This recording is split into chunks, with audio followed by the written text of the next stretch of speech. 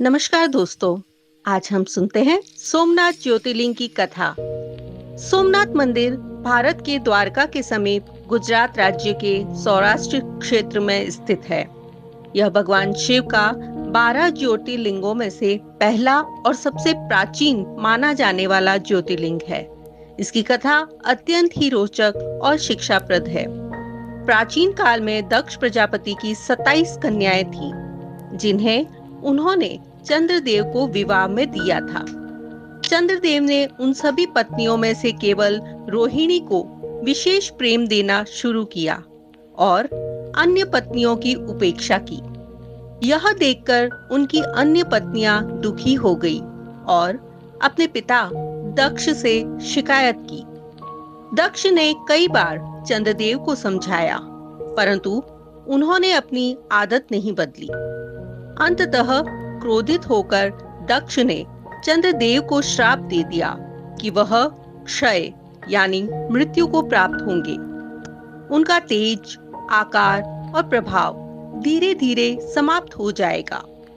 श्राप के प्रभाव से चंद्रमा का प्रकाश कम होने लगा और देवताओं सहित समस्त जीव जगत पर संकट आ गया।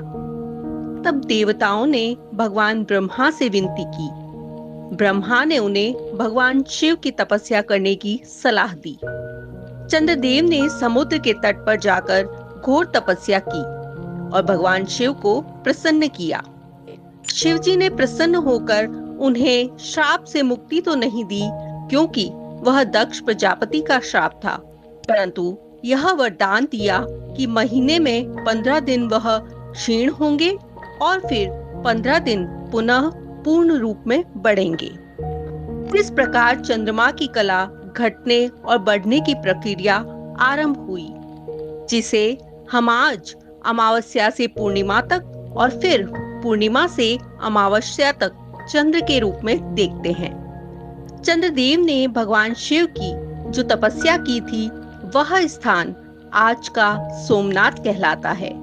सोम का अर्थ है चंद्रमा और नाथ का अर्थ है स्वामी, अर्थात चंद्रमा के स्वामी भगवान शिव। इस स्थान पर उन्होंने शिवलिंग की स्थापना की, जो सोमनाथ ज्योतिर्लिंग के रूप में प्रसिद्ध हुआ।